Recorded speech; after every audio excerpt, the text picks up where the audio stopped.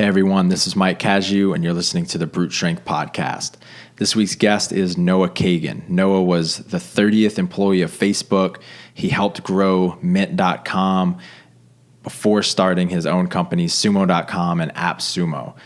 Noah is really well known in the entrepreneur community as a wicked marketer, and he's helped grow some enormous companies. But what I find really interesting about Noah is more so how he lives his life. He's always having fun.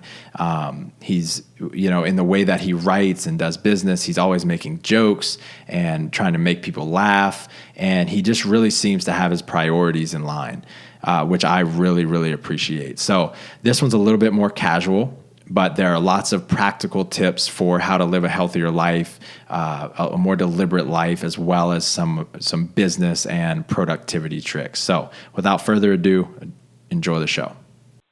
Hey, Mike. My name's Bill from North Carolina. Big fan of the podcast. Appreciate all the information you put out there. My question relates to, I had shoulder surgery last week, and I was wondering if you could provide some advice on keeping a good mindset while you're out and trying to recover, and how you would focus on training to get the strength back into the arm without causing any further damage or any further problems. Love to hear what you had to say about it, and keep doing the great work. Thanks, man. Hey, Bill. First off, I want to commend you for including that piece about mindset before even asking about what you can do for your shoulder physically.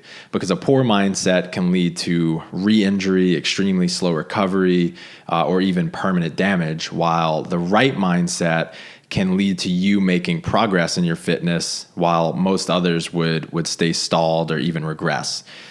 So I did a podcast a while back with a guy named Ryan Holiday, and one of the books that he wrote is called The Obstacle is the Way. And the entire idea of this book is to shift your mindset from thinking as challenges as roadblocks to thinking about challenges as a way to propel you forward. So specifically with this example, with the example being you, I want to encourage you to look for ways that this injury is actually a positive.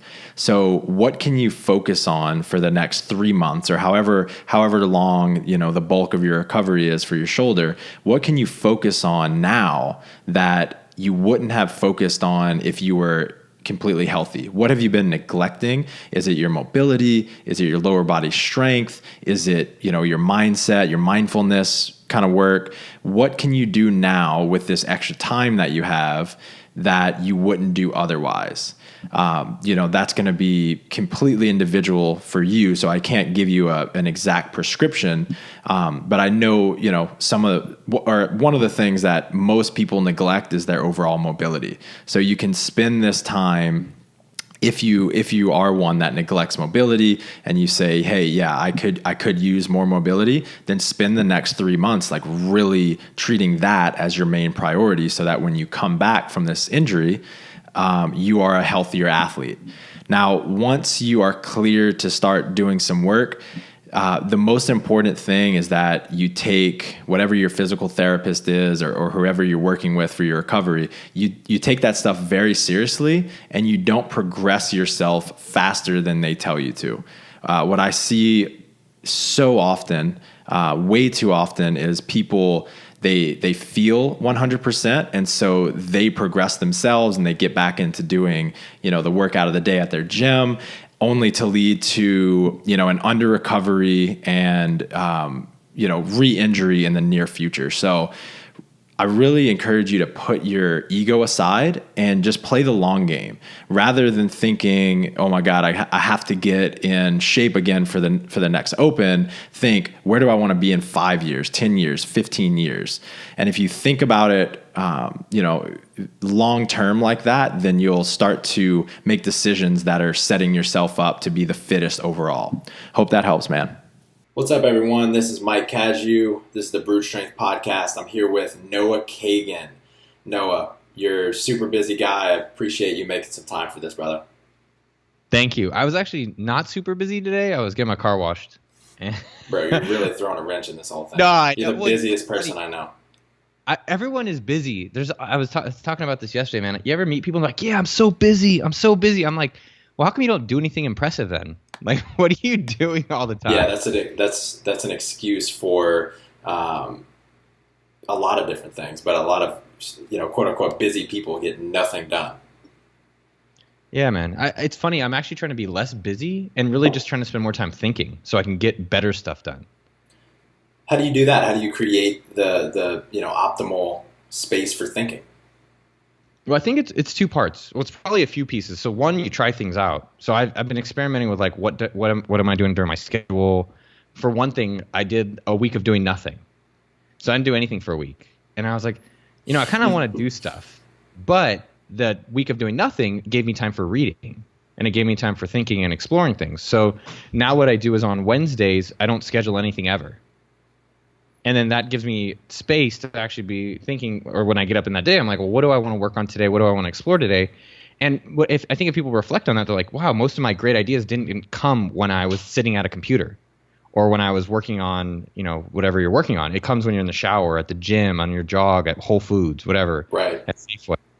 And so it's kind of been a work in progress to figure out, how do I make time to think about where I want to go and then go and do it later, instead of just always kind of, I think sometimes in my habit, it's been like, just do stuff and you'll figure it out. It's funny. I get more good ideas on long road trips than anything else. And so I'm constantly like to my wife, like, hey, will you shoot me an email about this? So I don't want to forget it. And by the end of it, I'll have like 8 emails with like one thought from that road trip. I think that's important. So you schedule nothing, including nothing fun? No. So, well, for how I do my week, and my week has been evolving. So I keep trying to experiment with how I want to like optimize my week. For Wednesday specifically, I don't schedule anything. And then lately what's been fun and I look forward to my Wednesdays is I start working on my car. Word. So I meet a business friend, so like someone like yourself or like a workout friend or whatever, and then we just actually work on my Miata. And we talk about work stuff. And so it's like, hey, here's some problems I'm facing. And to your point, when you were talking about your car ride, it's thinking about, all right, well, how do I create that more often? Mm-hmm. Right. For me, a lot of times it's in airplanes. I'm very productive in airplanes. And yeah, it's because there's no internet and shit like that. But it's like, to some extent, if that's really my place, I should just go fly once a month, which Mm-hmm. I generally do. I don't do that intentionally, but it's basically being intentional about, okay, what's worked for me, and then how do I recreate those situations or those results? Right. Yeah, and I think what you started with is experimenting with that for yourself, because everyone's going to have a different experience with that. Yeah, man. Like a stupid ass one that I've realized is that if I can just do like a few minutes of biking in the morning, so I have a bike downstairs, if I even do a little bit, it makes my whole day better.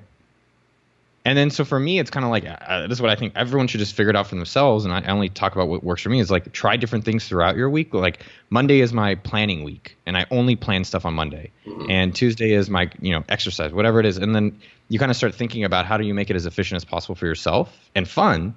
And then, keep tweaking it till you get to the right kind of cadence for yourself. Mm-hmm. Does that hold true for people that are in a 9-to-5? Probably to some extent, more about how they organize their 9-to-5. But the best thing about 9-to-5 is that you have the before 9 and after 5. Right. And then you got the whole weekend. Right. Right. And the 9-to-5, I don't think it's a bad life. I actually think 9-to-5 most of the time is better than running your own company. Everyone's like, oh, start a company, be a hustle and grind. I'm like, if you have a great job, you get paid well, you get to do cool shit with great people, like go be an employee and then enjoy the rest of your life. Mm-hmm. I think there's a little bit too much sexiness. I'd be like, yeah, I gotta just have my own company so that I can have a horrible life and then work by myself and have all this time to try to figure out why it's not working. Right. So there's definitely trade-offs. I mean, yeah, I think 9-to-5, you got to figure out how to make the best use of that time. And frankly, at 9-to-5, how do you become more valuable to whatever company you're at? Mm-hmm. So that's the kind of things that I was thinking about when I was working more 9-to-5 jobs. So before I met you, I think the guy that introduced me to you actually used the word taco in the introduction. And yes. Like reading your newsletter and like everywhere you have the word Noah Taco Kagan, and you're like the taco guy, right? Which is funny and it's awesome. But like the more I think about it, it's like it makes you even that much more memorable. Was that deliberate at all? Nah, not really. A lot of things that have worked out well for me, it's just more because I thought they're funny. Yeah. I think more people should just try to think about like what sounds the most fun. Yeah. Like we're doing, I'm going to send you the invite for this. We're doing this crazy house party, and we're going to basically do all this kind of fun shit that we used to do back in the day. So we're getting boats, and I guess people still do it as adults too, but just like board games and slip and slide and just like pizza and just like, I don't know, hanging out with friends. And it's like, well, what other kind of more fun things can we do with it? And so it's just like, all right, let's keep doing that. And I think with business and in work and even for working out is important to you. It's like with working out, like how do I make it enjoyable versus like, oh, I have to like go to the workout today. It's like, oh, well, what can you do to make it fun? And so the taco thing wasn't deliberate. Like I just eat a lot of tacos and then I don't know. I guess I just talk about how I do it. Right. I think in general, when you're trying to do marketing or in a business sense, it's probably just what I've noticed is that there's better responses and better engagement, and I enjoy it more when I just speak more personally and share things about myself than kind of more corporate or general. Right. These days, there's like just such an overload of information out there. One of the best ways to stand out is just to be a little entertaining. Yeah, it's not that hard to stand out. That's what I've noticed. I think what I've been observing for myself and others who like, what is it that the people who are standing out are doing? Right. And so what I've noticed is like a few key characteristics, which is one, they're persistent. So for you, you've been doing your show not for a week, but for months, years. And then so you do something for a very long period of time. It's like playing a game of poker and after one hand, you didn't get a full house, so you quit. Right. Right. You have to stick with it. And then secondly, it's, you kind of have to evolve it. Whereas you're doing your show and your businesses, it's like, all right, this is working. How do I keep improving it and improving it? To get to where I want to go. Mm-hmm. Word. So I want to dive in to some more specific questions. We talked before the show about your experience at Facebook. And so, probably when we're done with this, I'll give you a little introduction or whatever and let everybody know about this. But you were one of the first employees at Facebook, and for reasons I don't know, you were fired. Can you talk about that experience and what you learned from that? Yeah, it's crazy, man. It's been, I was just looking at the date. It's been 12 years. Wow. Yeah. And I'm still not rich. So I was just like, damn. And you know what's interesting about some of the money thing? Cause I think that's what a lot of people look at, where a lot of times people think once they get money, or once they get fame, or once they get something, then everything will work itself out. Mm-hmm. And that's generally not been the case for me. Like when I've started to get some money, I'm like, all right, well, I'm still this person. And when I've got this much notoriety to some extent with, my podcast or my YouTube or, with sumo.com, like our company. But at the end of the day, it's just like, and this is what actually a lot of times why I started the alone day and the alone week was just like to start enjoying myself more and just being like, all right, cool. Just be by yourself and hang out and enjoy yourself. And so the Facebook experience, it made me grow a lot while I was there and then after I was fired. While I was there, I mean, some of the amazing things I learned, probably the most, 2 or 3 impactful things were, number one, when you're around people that make you uncomfortable because they're so great, that is where you're really going to grow. And the problem with it, though, is that you're going to feel like shit. Yeah. Because you're going to be around people that are really better than you. And then you're going to feel self-conscious. But that's actually the time when you could say, holy fuck, like, yes, I'm going to be uncomfortable, but this is my time for growth. Like, you don't generally grow feeling comfortable. Mm-hmm. Second thing was Mark did have a very clear vision where the company was going. And I would say for a lot of people and myself at times too, like we don't have clear visions where we're going. It's driving a car without a direction. Hey, where are you driving to? I don't know, man. I'm just going north. Which it's good if you're trying to leave and go somewhere, but it's great if you know exactly the destination because you can get there faster, better, and then you know when you're actually there. Right. And so Mark was very clear. He said, hey, we're going to connect the whole world and be a fucking huge ass fucking company. And the larger that you think, the larger that you can become. And he thought really large, so he became, and the company has become really large. And I mean, you could argue, well, I think I'm going to have a six-pack or I'm going to have a big company, and it hasn't happened. And to some extent, may not happen, but what Mark did was he brought great people, and he worked on it for a long period of time, and he kept improving the product. So I would say those are kind of the two things. He had a very clear vision of direction, and then he hired amazing people. Why I was fired, and I've got, now that I've started companies and hired, we have over 50 people now. which is not a bragging thing. It's just like I've experienced hiring and firing people, is that as companies grow, the people that work at the company need to grow, and different people are better at different times. Some can mature with the company. And an easy analogy that I always think is kind of that helped me understand this is that you don't wear the same clothes you wear in high school, right? Like you change, right? And you mature and your preferences change. And in a company, it's as a company goes from small, you need basically people that can, maybe that's not a great analogy. I thought it was okay. But as you're small, you need people that can be very generalist and do a bunch of shit and are very okay with like chaos. And we're seeing this with Sumo. So with Sumo, as now we're, I think, Sumo.com has 40 and AppSUMO.com, our Groupon for Geeks business, has 10. So at Sumo, now we have to have like leaders, and these ideally leaders have already done it before. So when they come in, they're like, oh, why aren't you guys doing that? And let's do that. And they instantly are adding value to our business. Versus I think traditionally a lot of companies, especially if they're bootstrapped or small, what we do is we try to do the Moneyball technique. And the Moneyball technique is, oh shit, this is a good value. I could teach this person. They're cheap. I could get good money. I could, get it working through them. Versus, you pay a premium, you get someone who's already done it. They come in and they actually grow your business instead of someone else who just maintains your business. Or they could grow your business, but it's going to be 2 years. And so with Facebook, in the beginning, I was number 30, and then I kicked a lot of ass. I got promoted, and I was liked, and did a good job, and all this stuff. Liked is questionable, but I thought people liked me, and I seemed to do good work, and I got promoted and all this stuff. And then as we grew to a company where there's a lot more meetings, there was a lot more organization, there was people that were real older, that were more experienced, I felt not as skilled in in those areas. I don't know if I was able to grow in those areas. And I don't, in retrospect, I was looking at my diary a little bit ago. I don't think I actually wanted to stay there. It's easy to say that now. Oh, maybe I would have been great, but at the time, like I think I was pretty bored, and I didn't really want to be in a larger company, even though 150 is not that large.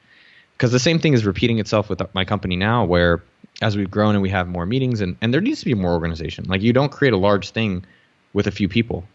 It's never been done. Mm-hmm. But that also, look at the military. That's an amazingly organized system. And it takes a lot of organization. And same with the small company. As you grow, you need organization. And it's just something that I'm not as interested in. And so I think the point for people out there as well is figure out what you really love to do and what you excel at, and put yourself in that position and grow with that, right? So grow with marketing, or grow with weightlifting, or grow with coaching, and have people around you that can complement you. So my buddy Adam, for instance, runs My Body Tutor. It's similar to your business. Like he has his own different style, but he sucks at marketing. Like he just sucks at marketing. And I always talk shit on him about it. But what Adam needs to do is get someone who's great at that, so he can focus on just doing coaching, which is all he wants to do. Mm-hmm. And same with you. Like you figured out, like, for yourself, what would you say you're really great at? One-on-one, working one-on-one with people, whether it be coaching or one-on-one with my employees. So leading in a one-on-one scenario. Well, on the flip side of that, then, what do you not like doing? I hate anything that I have to repeat more than probably, 3 to 5 times, other than like producing content like this, right? I really hate repetitive tasks. That's really interesting. I think that's the point too. So finding someone, like I have an assistant, and certain things I ask her to do, maybe she hates it, but she seems to do it and does it pretty well. Or we have a recruiter at Sumo, or we have a guy who does product management. Like he literally all day organizes the product. And I'm like, you want to do that all day? And they're like, yeah, I fucking love doing this all day. And I think that's kind of one of the bigger lessons from Facebook that I've been able to apply here, where it's like, find what you're really great at. Stop apologizing for the things you're not great at instead of compensating for those, right? You can learn it and understand it's fine, but why don't you double down what's already working and get somebody else to complement you for your business? So that, I think I wasn't, ultimately with Facebook, I wasn't able to mature with the business. And what I strive at, or what I'm great at, I would say, is more starting and the unorganized and the marketing, kind of getting things going versus necessarily sustaining or maintaining something. Right. One of the things you mentioned is that you're like very deliberate about having time for yourself and having fun in life and enjoying your life, and you're very young. And so I think that perspective is pretty uncommon. Like I think most young people are very caught up in quote unquote hustling and trying to, make something of themselves, and they forget to enjoy the process, enjoy their life. What do you think it is about you? Like, was it an experience or the way that you were brought up that made you that way?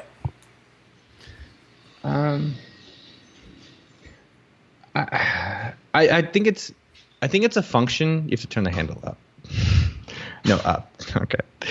It's a function of getting older. I would say in my 20s, I think people in their 20s should just work really hard all the time.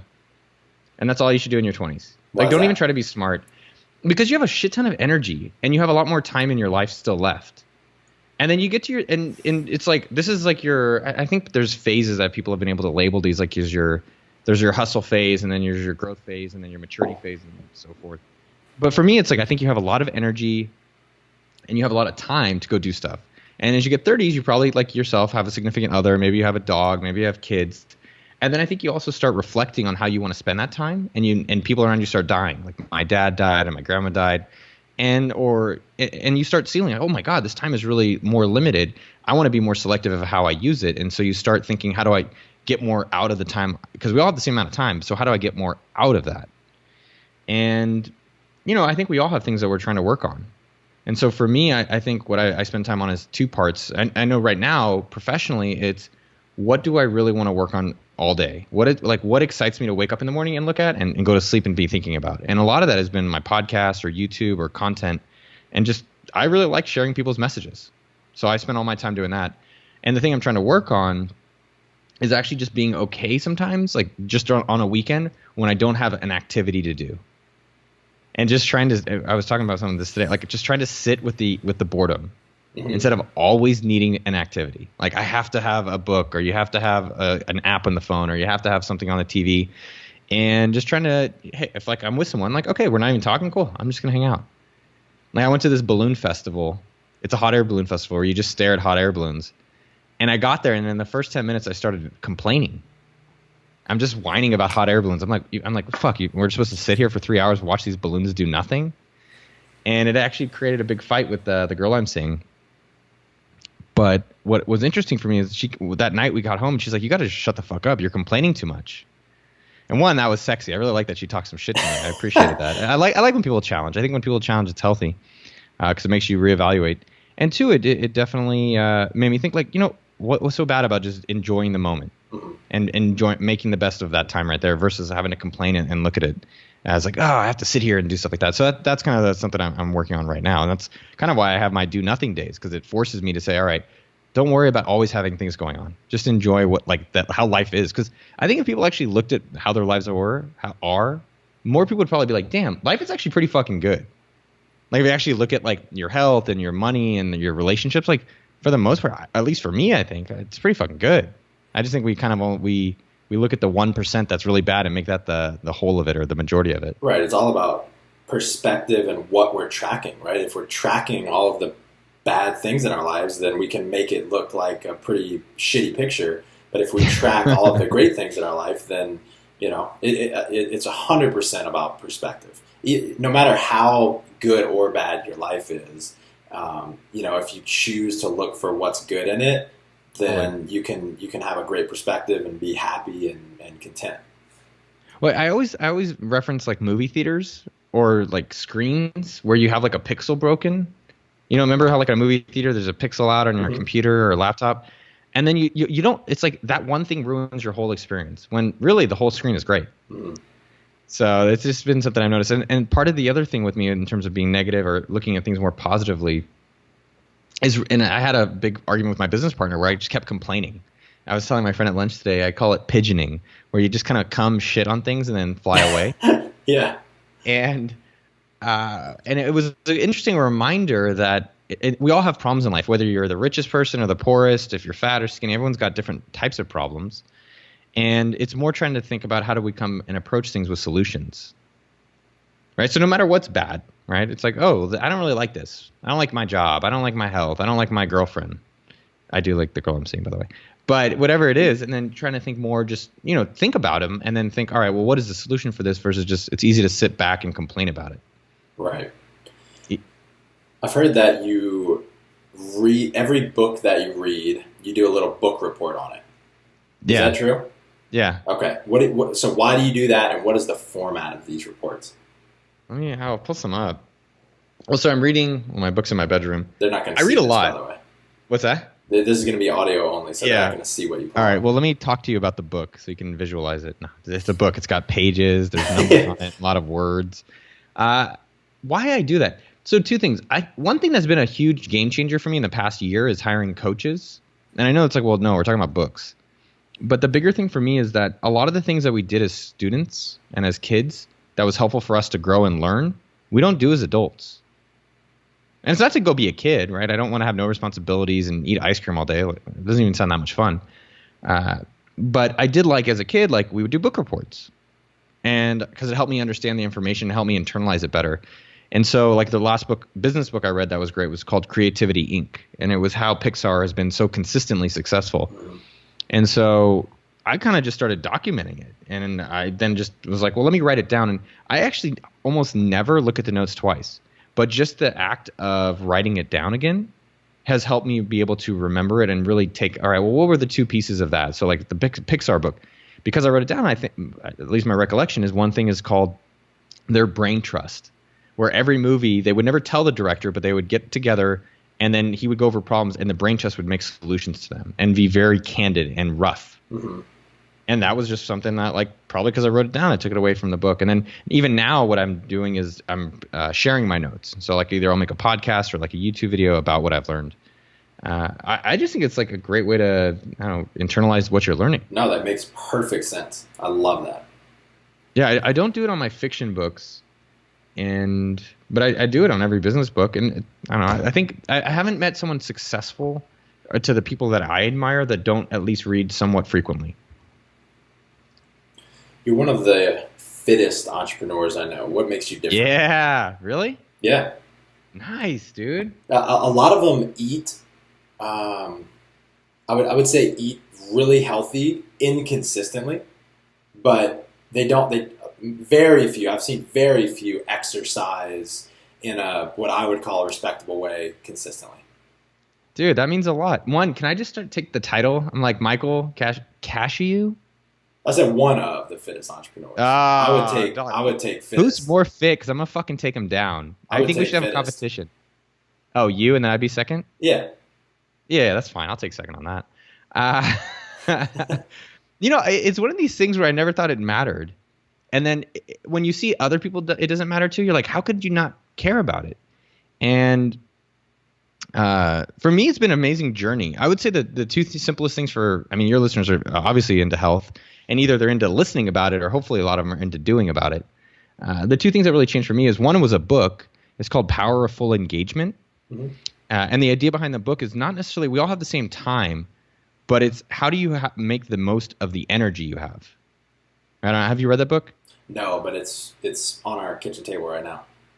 Is it really? Yeah. Oh, nice. That book is amazing. And the whole concept is if you have more energy, you can do more things and you can get more. Not about just working, but you can enjoy life more because you have more energy to do stuff. And I really like that concept. And then the thing with health, I was like, well, if I'm healthier, I feel better, my life is better, and I have more energy to do other things. So that to me is really good. And I was like, well, why don't I do that? So I actually started my journey because I got dumped. I think that's the most common reason people get into health. No shit.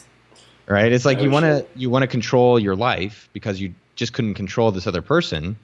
And so health is something that you have control over. So it's been a fun journey. I started off with just focusing on food. Then I started running and I looked anorexic. I literally looked like a stick figure. And then my friends do the gym. And I was like, man, I'm going to go to the gym and do this shit. And so I did it for a year, but I just counted reps, meaning that I would do okay, 8, done. All right, put it down. But one thing that changed the game for me was, two things that changed the game for me with going to the gym was that I committed to it for a year. And this is something that I'm noticing from successful people. They have committed. They're not thinking, oh, I'll go to the gym, see how it goes. They're saying, no, I'm going to go to the gym for a year. And if I didn't commit for a year, I don't think I would be in it today because it took me about 9 months to finally start seeing results. Okay. And eventually, like this little baby apple, like this little crab, popped up in my arm. Yeah. And I'm like, oh my God, I got like kind of a cool arm. Yeah.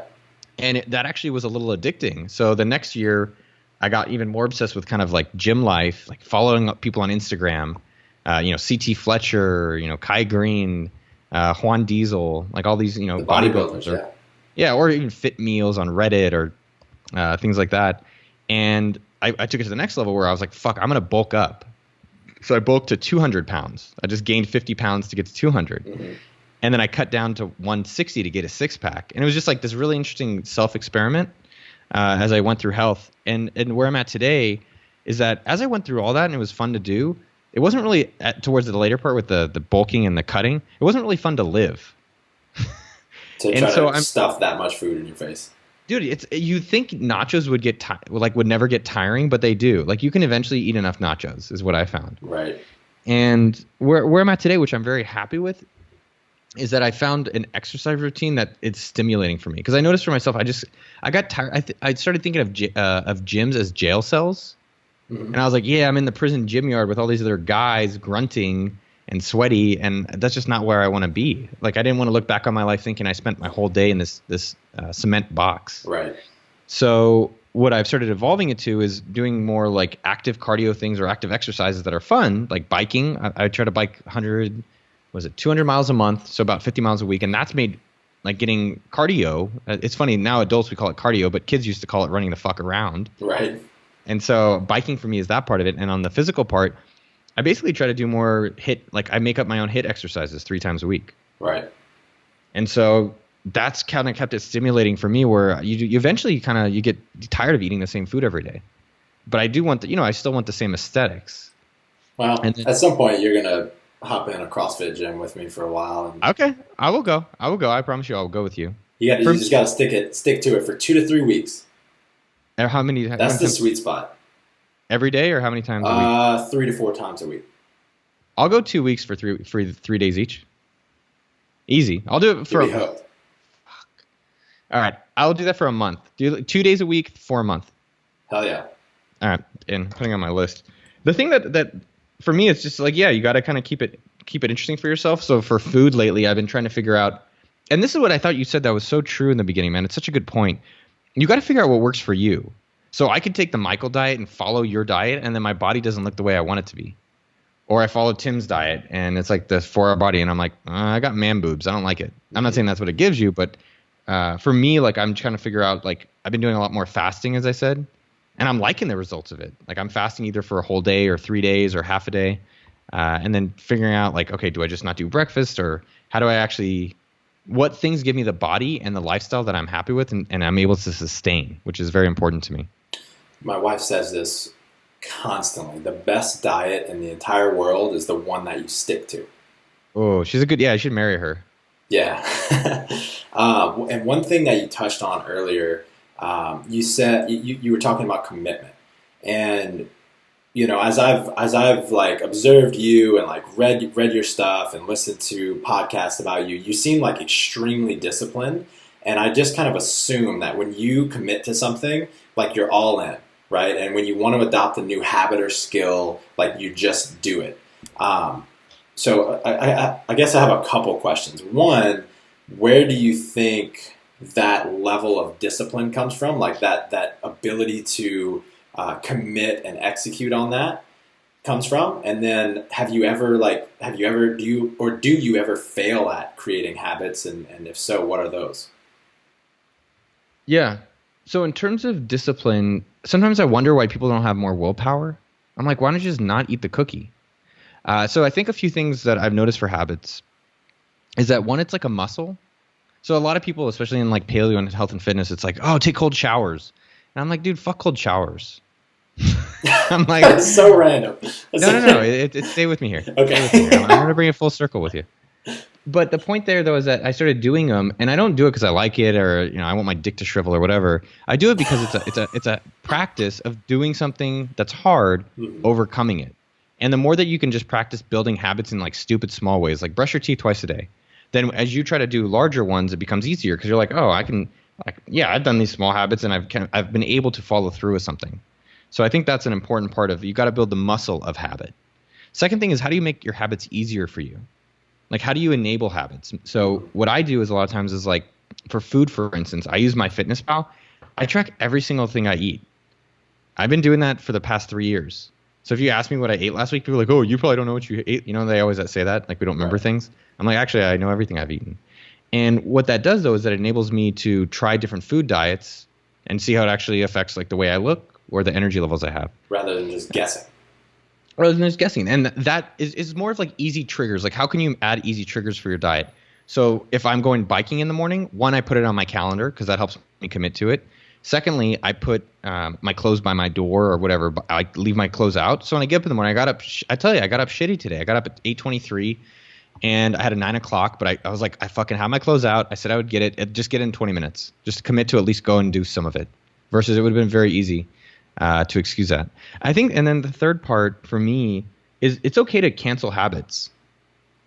And I think that's one thing my mom taught me because she doesn't cancel them. She keeps doing things like certain gyms or certain she does all these diet fads, and I love my mom.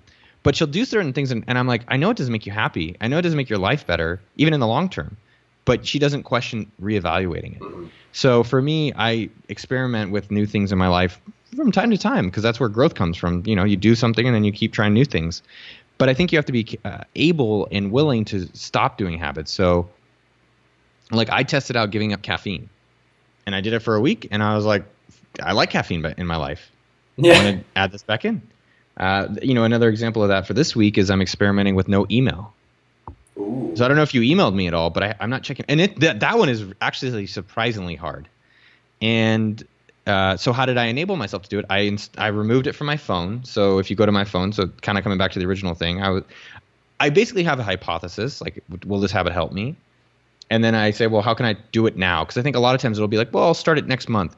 Like, I'll start my diet at this point. And there's never a good time for a diet. There's never a good time to start it. But like you can see on my phone, if you click on my email, I have to set it up because I deleted it.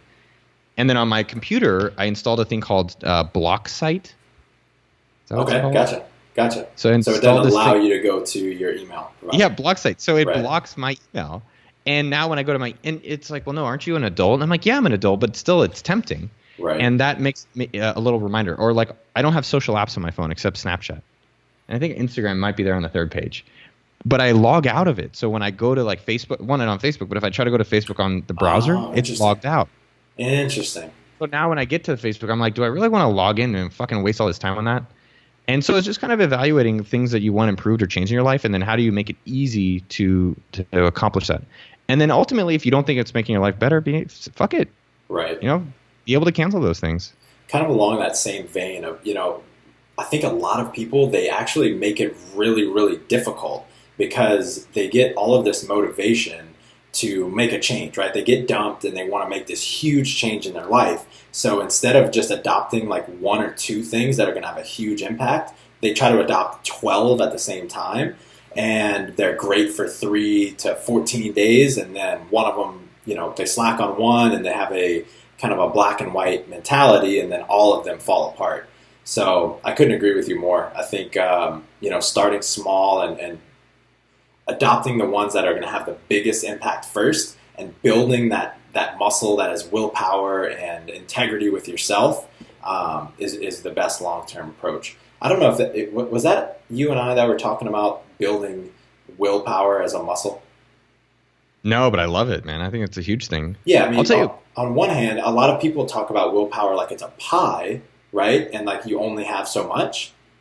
But I've heard more and more people talk about it, and I've talked more about it. Like, what if the more you practice, right, like doing hard things and exercising your willpower, the more you have to exercise? I think that's a great way of looking at it, man. I love it. I think if you read Arnold's biography, Total Recall, that's pretty much what he says made him successful. He said, I was able to get so good at having discipline in the gym and being able to push through everything that I just went and did that in all aspects of my life. Right. He's like, I went and did it for the governor. I did it in real estate. I did it in movies. He also had a big vision, which he was always clear on. One other thing that now as we're discussing that really has helped me with habits and improving myself is just either having a coach, so someone like yourself for health, like literally I have a coach for Hebrew. I have a coach for chess. I have a coach for, finances, things like that. And I think coaches / accountability groups are one of the keys to success, to building a habit and then growing your habit. So I have like a Facebook group called HSM, which is Healthy Sexy Mofos. And we always post our gym selfies. Nice. Not all the time. You don't have to. You just have to post that you're working out. And it's kind of weird, but it keeps like, there's days where I don't necessarily always feel like working out, but other people might post, like I might see on my phone, if I logged in, I see on the phone that like someone posted it. And I'm like, oh, fuck, yeah, I should go work out. That looks fun. So having either the coach person to kind of keep you accountable or accountability group has really helped me develop better habits in my life. So with your coaches, are all of these different coaches like is it a formal relationship where you're like there's a transaction, or are there some that are more informal, that are more just informal? I had a friend who wanted to lose weight, and I sent him someone, and I was like, hey, work with this guy and this will help you lose weight. And he goes, okay, cool. So he talks to the guy, and the guy said, all right, it's going to be $250 a month.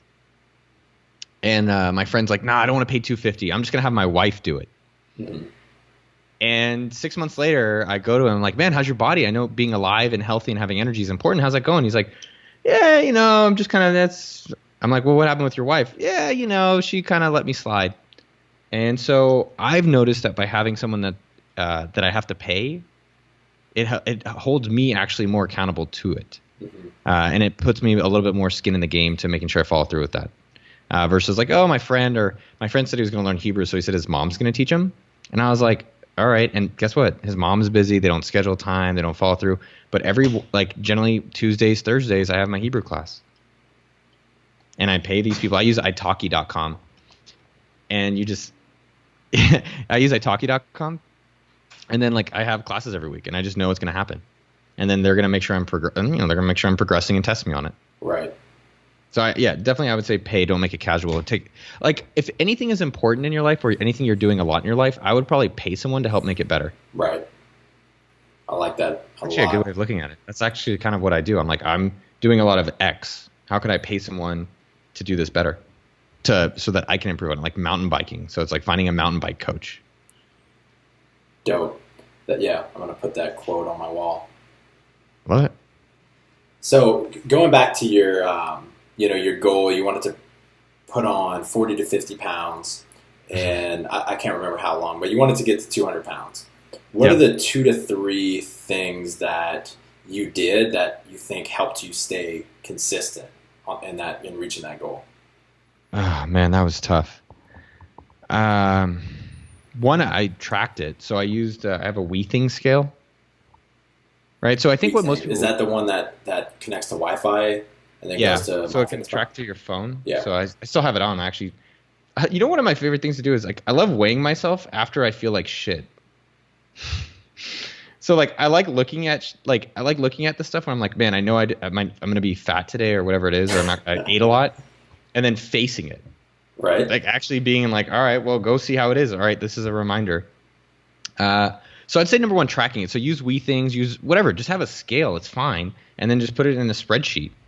Because I think what most people don't miss out on is that it's like, hey, if you want to get to 200 pounds, or if you want a 6-pack, or if you want whatever goal in life, write it the fuck down and plan how you're going to get there. What most people do is say, oh, I want to get this kind of thing. And then they kind of don't use any blueprint or measurement towards getting that. And so that would be number one. Number two, I had a buddy that was with me the whole time. So I had a friend, JR, and he did it with me. And I will say having someone like him was very supportive. He's like, I'm like, yo, what'd you eat today? And then he would see what I eat. And like, hey, you want to hit the gym and do heavy weights? Yeah. You want to go? All right, cool. And so that was really helpful. And three, frankly, to get to that much weight, you just fucking eat a lot. Right? Weight gainers is probably one of the biggest ways I started gaining it. But it was just eating an exorbitant amount of food. Way more than you think is possible. Right. Yeah, I think a lot of people can relate to that. A lot of people on here are doing flexible dieting or some version of that where they're accustomed to tracking and eating a shitload of food. Yeah. I think what I figured out with food for myself is that we each have different body types and different preferences. So you just have to figure out, go eat something for some period of time and see what kind of results it does for you. And then, like talk to someone like yourself, or Muscle for Life is one of my favorite websites. Try to understand some basic level of the science behind things. Whereas I think a lot of people are like, I just kind of fuck around with some of this stuff. And it's like, if you want to improve it, you probably have to take it a little bit more seriously. If you were going to go back and do it all over, what would you do differently? Oof. What was actually the 200 pounds wasn't as interesting to me as the shredding to the 6-pack. Mm-hmm. So go from the 200 pounds to the 6-pack. If I had to do that again, I don't know if I would do it again. That would be my big thing. Because when you have a 6-pack, it's pretty miserable. And unless you're, because the whole idea of a 6-pack to some extent is that you look aesthetically great, right? It's the idea that I've never thought about this, but it's the idea that we've created of a perfect body. Mm-hmm. Is someone with a 6-pack to some extent. We're like, oh, Michelangelo or whatever, David has these 6-packs. I guess they did. But when you actually have that, for the most part, you're depleted and you're hungry and you're tired and you have no sex drive. And it's one of these things when I got it and I started talking to people like, yeah, I have no sex drive. And yeah, I'm hungry and I'm tired. I'm like, well, what's the point of this? And so I'm glad I went through the challenge. And I think a lot of things in life, it's better not to know how hard it's going to be. Otherwise, you might not ever start. You know what I'm saying? It's like if I knew how hard. It's funny you say that. So we were on our honeymoon last week, and we were doing this like ATV. We rented one of those razors. Which one's that? It's kind of like a sporty mule. Is it the two-seater? Yeah, 2-seater. This thing's fast as shit, and we get lost, and we end up going down this thing that's like just straight down, and Adi is driving, and we run into this guy. We went like 45 minutes out of the way in the middle of the desert, and he looked on the map, and we showed him where we came from, and he told us that we had just gone down this thing that's like that competitors will do as like a challenge, and they'll flip all the time. And so on the way back, I'm like, he's full of shit, because we had to go back up it. And I was telling myself, he's full of shit, he's full of shit. We went up, we almost flipped. It was a terrifying experience. But afterwards, I came to this realization, like, holy shit, we just went down this thing, Wipeout Hill. But the whole time I was like trying to convince myself that it wasn't it, because it would have just freaked me out. That's interesting. Yeah, man. It's like sometimes I think one of the things where at a higher level where I've been successful to my own measurement is that I just go for it a lot of times. Like I think about it, and that's why I talked earlier why I'm trying to think more, because I think it's worked out really well a lot of times. Other times I'm like, man, I should have thought through this a little bit more. But for a lot of people, it's like, I'm going to start this diet, or I want to start this type of thing. It's like, all right, start today. Yeah. You want to not do email? Start today. You want to not drink? Start today. You want to go CrossFit? Go out of your house, find a gym, find a WOD, or go even to a park and look up a CrossFit video on YouTube. And so yeah, the 6-pack one, it was challenging. It's definitely, I think one of the main lessons that I took away from it is that the things you really want in life, and I really wanted that, they're going to be hard to accomplish. And you're going to get tested, and every generally single one of them, huh? Yeah, man, I haven't had anything that's been impressive that happens right away or came easy. Mm-hmm. Right, and there's definitely, even with my businesses, with SUMO, I'm like, oh, this is like we're going through a phase right now, and it's not easy, and that's really what separates a company who's going to be around for a while versus, all right, well, it's not working out. Let me blame other people. Let me try to just kind of like sulk. And it's like, no, that's not going to fix it. Right.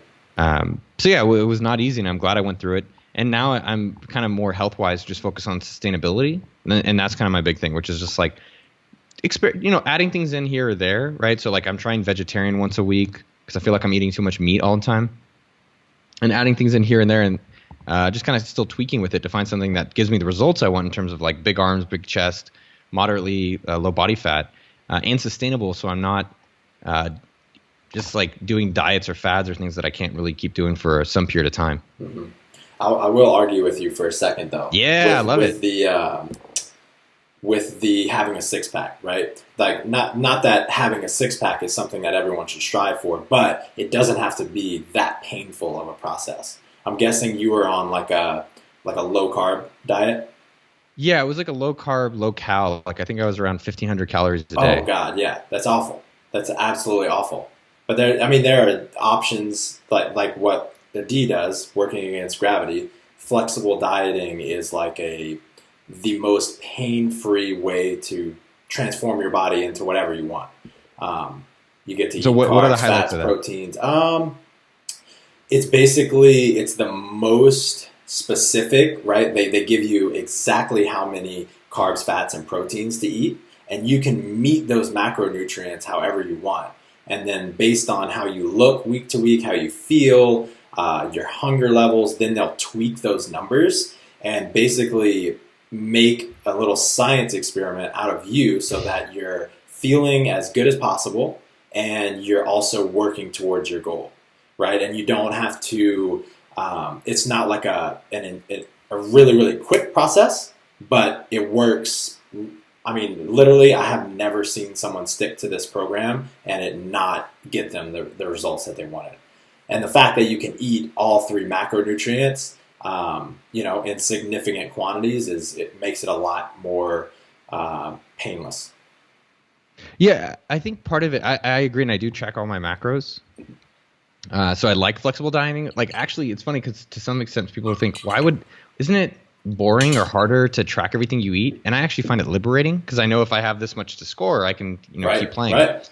I think because I did it in a short window of time, so I did it probably a little bit. I did it with I think 1,500 is not a lot of calories. Yeah, and I tapered down to that. So I did it for 6 months, and then I think I really pushed it hard the last probably 3 months.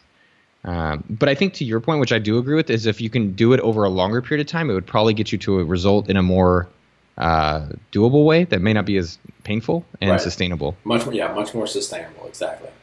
Like I've been experimenting with these like single day fasts where I basically just don't eat for a day, and the rest of the week I do around 1,900 calories with mostly protein and fats, and for that I'm actually seeing pretty decent abs. And I'm like, oh shit! Like I don't have to be sacrificing all the time. If I can just create something that's like a little bit more manageable over a long period of time, like I'll actually get the result. Like I wouldn't mind a flat, super flat abs and a 6-pack, but I just want to feel good and not be tired and have no libido. Totally. That's the stuff I want to avoid. Totally. So I have a couple random questions for you. Dude, more random the better. Have you ever been in a situation where you're about to present in front of a large group, give a speech, do a live event, something like that, and you did not feel confident? And if so, what did you do in that situation? The one speech I gave that comes to mind, I've given a lot of speeches over the years, and one of them was at this thing called Underground Seminar. And I've changed my speeches over the years pretty dramatically, and there's basically like a before and after, like BC and AD, or a before good and then after better. And when I walked out on stage there, I normally thought there'd be around 100 people, and it turned out there was around 500 people. And it's pretty overwhelming to come out into a stage where you're like, oh my God, there's so many people here. And so that was definitely scary. What I've done to change my speeches over the years is a few things. Number one is that I actually prepare a lot more. So what I used to give speeches is that I would just kind of I would put up some shitty slides. I would put up some shitty slides and then hope it was pretty good and be like, oh, this will be funny.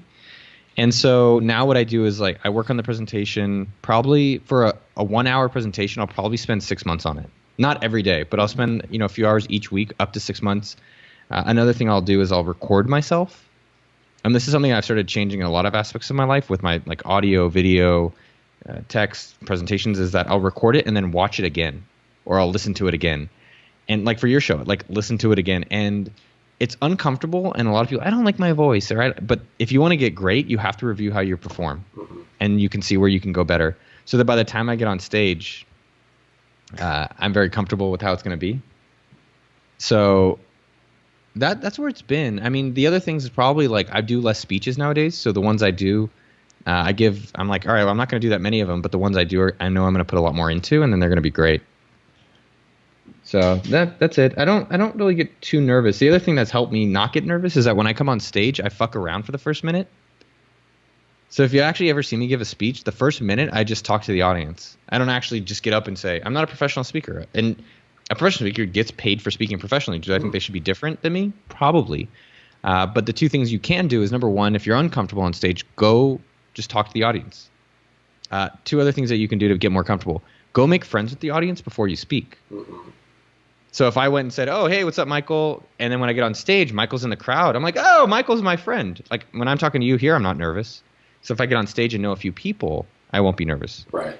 And the last thing that I've seen that I do that's worked for me is that I go and watch other speakers on YouTube.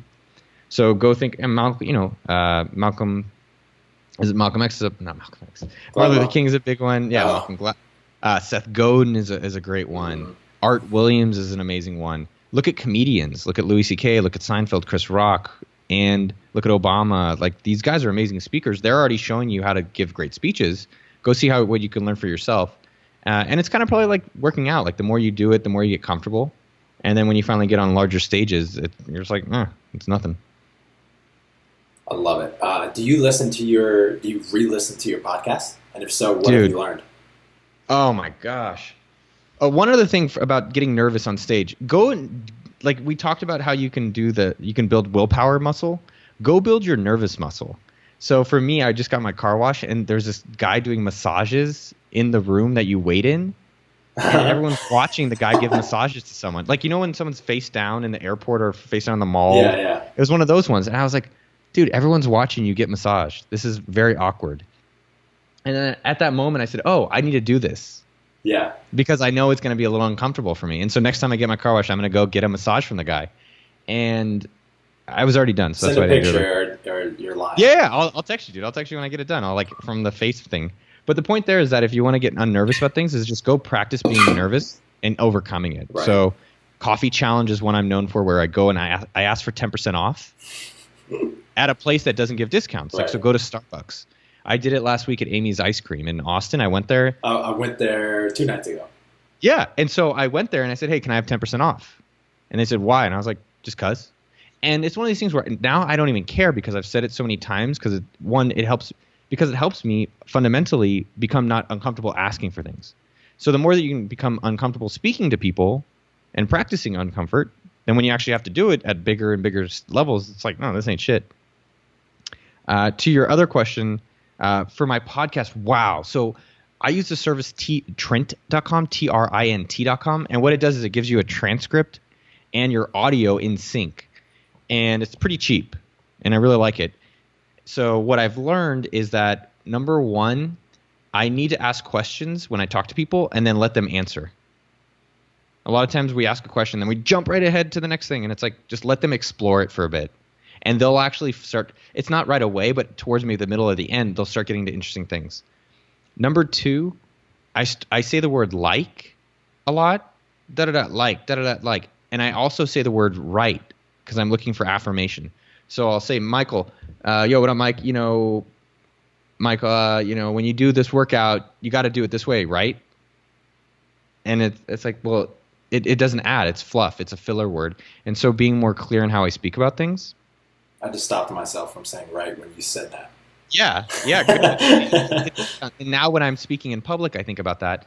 The third thing is also understanding which questions are getting me better answers and which stuff is actually meatier. So I put out an episode on the Noah Kagan Presents show today with Jesse Itzler, and the original episode was 2 hours. It was a 2-hour conversation, and for the most part, it was a great conversation. But when I finally went back and listened to it all, I had probably listened to it 2 or 3 times. And when I listened to it, I said, this is great, but really these 5 parts are the best. And if I show 2 hours of it, do I think most people will listen to 2 hours? Maybe. But if I make this episode epic with only 5 parts that are all epic, it's still a 50-minute episode, 50 minutes. So it's like 10 5-minute sections. Then people are going to be like, damn, this is fucking great. But you didn't hear all the parts that I cut out. And a lot of the people, comedians, I've been studying them, they make up so many jokes, but you only hear the funny ones. Mm-hmm. And because you only hear the funny ones, you think they're great, and then you always go to their shows. Right. And so going back and editing my shows myself right now has really helped me figure out what content is more interesting for me to listen to, and cut out a lot of the stuff that I'm like, man, this is just shitty. And so that just being able to refine my craft now, as I did an interview today, I got to interview this guy named Greg McCowan, who wrote Essentialism. And his book is phenomenal. Phenomenal. You've got to read Essentialism. It's one of my favorite books of all time. And because I look at the questions and I review the previous shows, now when I come to him, I have kind of a show guide that I've prepared that is only a few questions, but it really helps me create an hour-long episode that dives into topics that I find interesting, and then I subsequently think that my audience finds interesting. Mm-hmm. But I would say fundamentally, from the foundation of success, anything you want to improve, you have to review.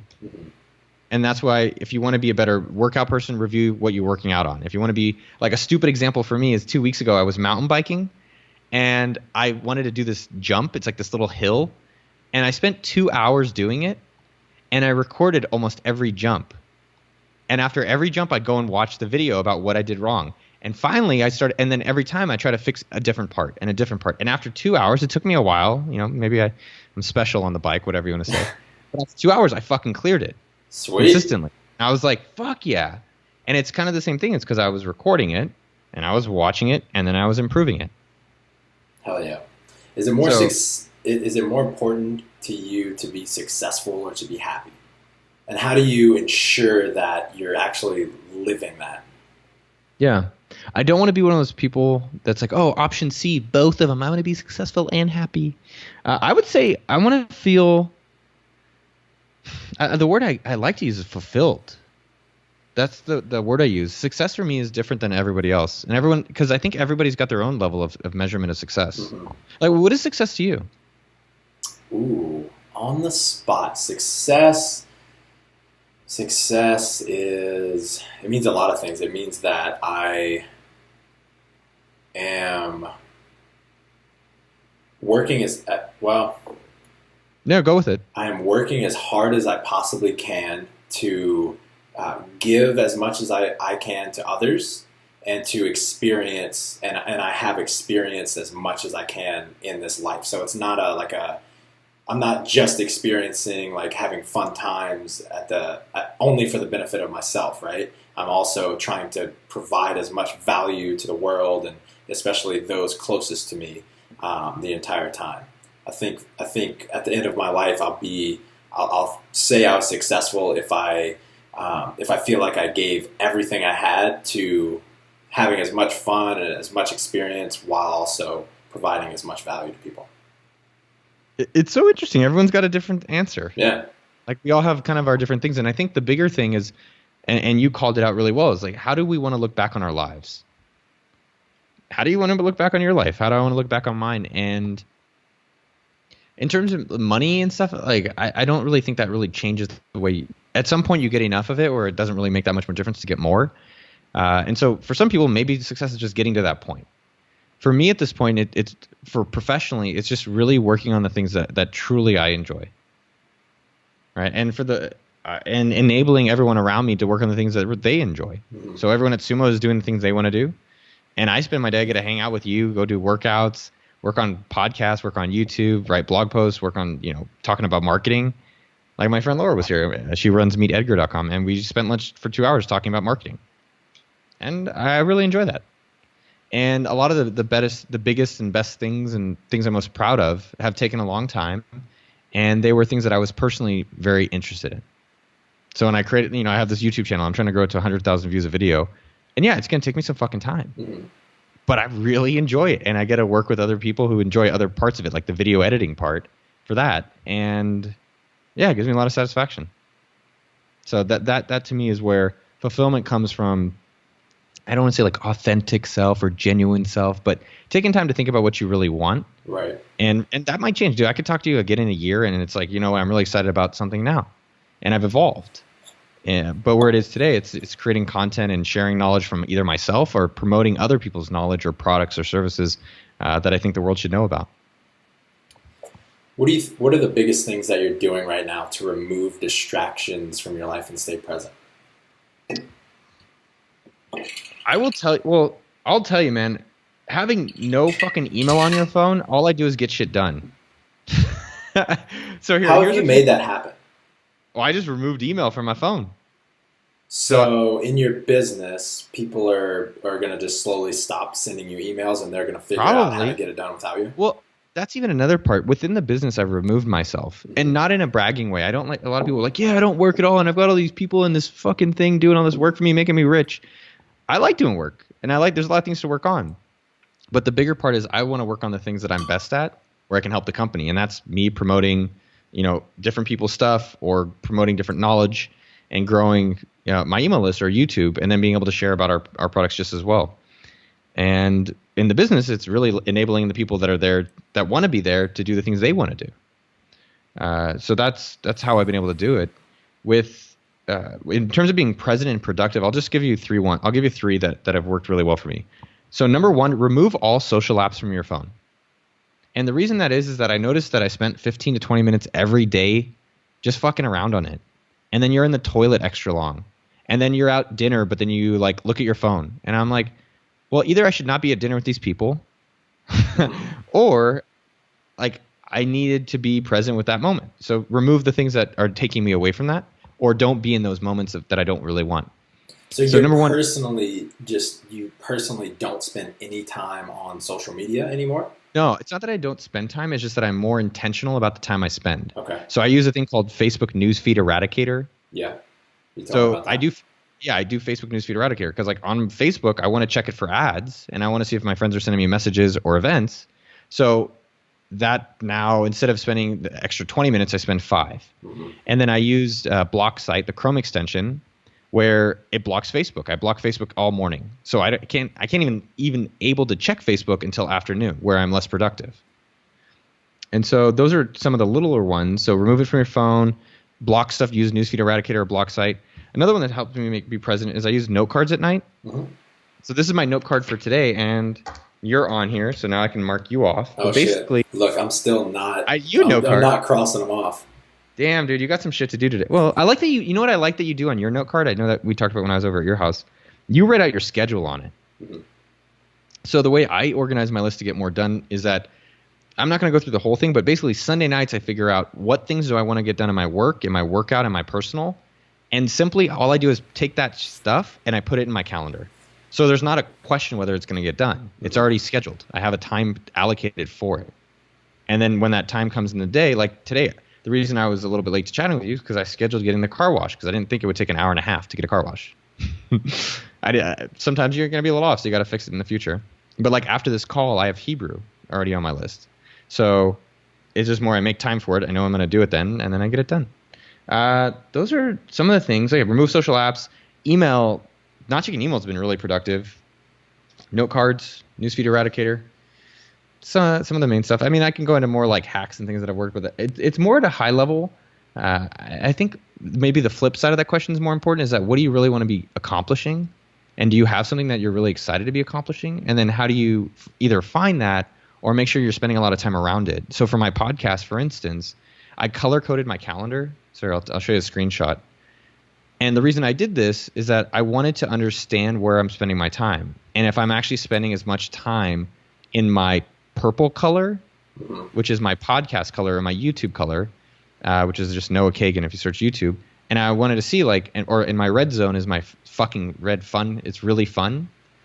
So I just was like, all right, well, if I color code my calendar, I can actually see where I'm spending my time. And if it's not in the zones of where I want, all right, that's great. Now let me change it. Wednesday looks great.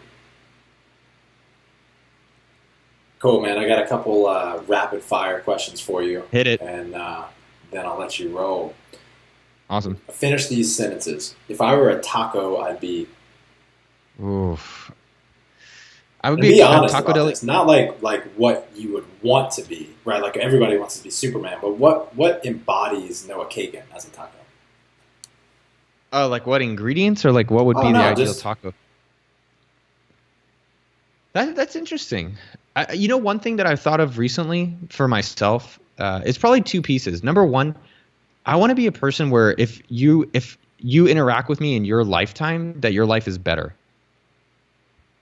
That's something I've been thinking about, where I've done a few things where I think someone did drugs with me once, and some other times, not just drugs, but like in business. And I'm thinking like, is there like better because I'm around or worse? And I was like, man, I don't think it's better. And so I try to keep that in my mind. Am I making people's lives better from them being involved with me or knowing me? Right? Like, is it better or worse? And so I don't know what ingredient that is. I was like, what the fuck? Well, I thought you were asking. I said what kind of taco I'd be, but then I thought you were maybe asking like what kind of like person taco. Oh no. Oh, like, what kind of taco? If I were a taco, I'd be. You can finish that however you want. If I were a taco, I'd be delicious. No, I mean, if I were a taco, I'd be a Taco Deli Cowboy Taco. It's unique, it's delicious, it's well valued, and it's variety enough that you could eat it for a long period of time. And it makes everyone's life better. Dude, you always enjoy a Cowboy Taco. If I were a dog, I'd be. A Vishla. If I were homeless, I would. Be hustling. Word. If you could snap your fingers and have every single one of these listeners implement one thing in their lives today, what would that be? I want you to text someone that you know right now really well. Here's what you're going to implement. Text someone you know really well and ask them for one thing that you can improve about yourself. Ooh, that's great.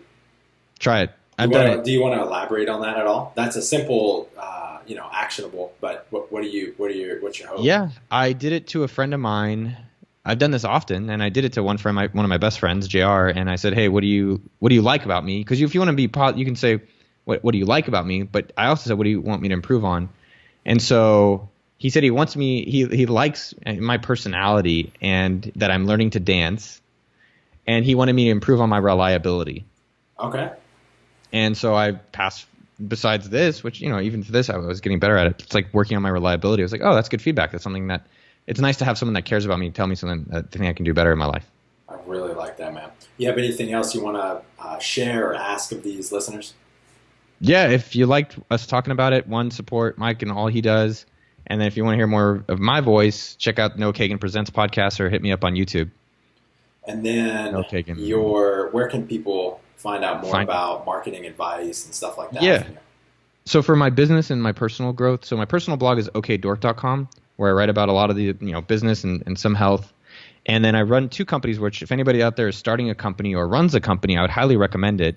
One is AppSUMO.com, which is a Groupon for geeks. So we basically find the best products you're going to need to grow your business or run a business, and we get deals on them. So that's AppSUMO.com. And then out of that, we also have a product called Sumo.com, which are free marketing tools to grow your email list. So if you have a website and you want to grow an email list, and it's important to you, which it should be if you have a website, it's free to use and start at Sumo.com. It's SUMO.com. No bullshit. I probably have 2,000 newsletters being sent to me, as I'm sure all of us do. And I open almost zero of them. But I open yours, and it's because of like the way that you write them. It's very fun and engaging, and every single one of them, I learned something. Right? It's really interesting the way that you lay it out, and it's just like simple marketing advice. I love it. Dude, it's fun, man. No, it's great to hear. Actually, we're writing an email today for Thursday, and it was like, hey, go watch my YouTube video. I have a guy I write with who does some of my copy, and then I edit it. And so he wrote like an article, how to trick my YouTube videos. And then I was like, that's hella boring. Like, people should smile when they get your stuff. Right. And then even if they don't like buy something from you or take action, it should still be valuable. So we just kind of mix it up in that manner.